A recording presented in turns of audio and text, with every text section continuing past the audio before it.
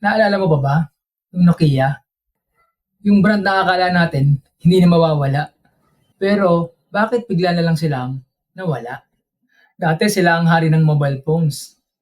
Halos lahat ng Pinoy may Nokia 3310. Hawak din nila ang more than 40% ng market sa buong mundo.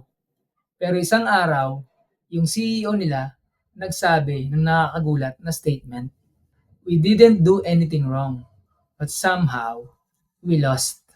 Paano nangyari yun?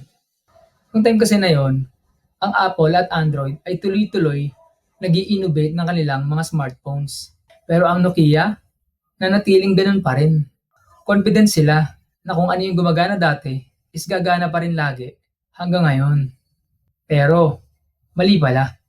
Pwede mo yan ngayon i-apply sa negosyo mo.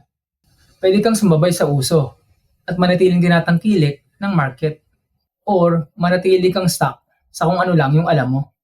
Ito ang tatlong lesson na pwede mong ma-apply para hindi ka matulad sa nangyari kay Nokia. Kahit successful ka ngayon, laging may bagong trend na pwedeng magpalabog sa'yo. Matuto ka ng mga bagong skills, tools, at strategies para makasabay sa uso. Always listen to your market. Kung nagbabago ang needs ng customers mo, dapat ganun ka din.